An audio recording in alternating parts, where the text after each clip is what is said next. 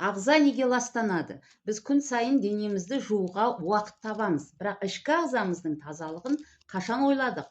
Көп адам денсаулықтың кілті дұрыс тамақтану мен спортта деп ойлайды. Иә, бұл маңызды, бірақ басты мәселе ағзадағы ластану деңгейінде. Біздің ағзамыз табиғи лаборатория. Ол күні түні уыттарды, токсиндерді, ауыр металдарды, артық гормондар мен қалдықтарды шығарып отырады.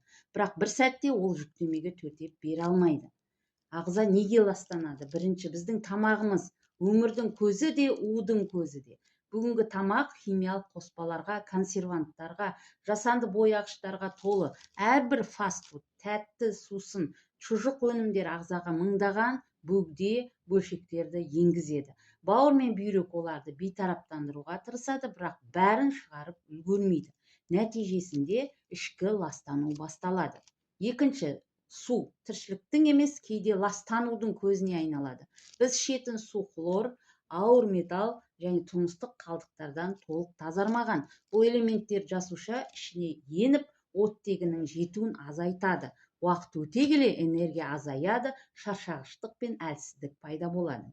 Үшінші, бұл стресс. Көзге көрінбейтін психологиялық қысым кезінде ағзаға кортизол сияқты гормондарды артық бөледі.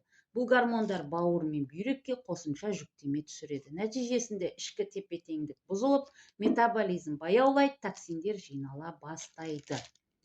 Төртінші, экология және ауа сапасы. Ауадан кіретін ауыр металдар қорғасын сынап, өкпе арқылы қанға өтеді. Бұл элементтер жасуша қабырғаларын бұзып, оттегі алмасуын төмендетеді. Яғни біз тыныс алып жатырмыз деп ойлаймыз, ал шын мәнінде ағзамыз тұншығып жатыр.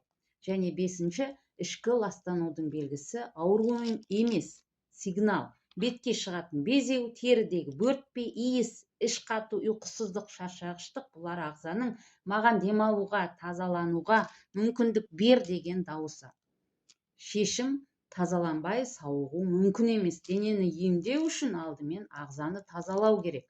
Табиғи детокс бұл ағзаны қайта жандандыру. Ол тек асқазанды емес, әр жасушаны тазартады. Міне сондықтан табиғи кешендер, мысалы фульвагумин макс, ерекше роль атқарады.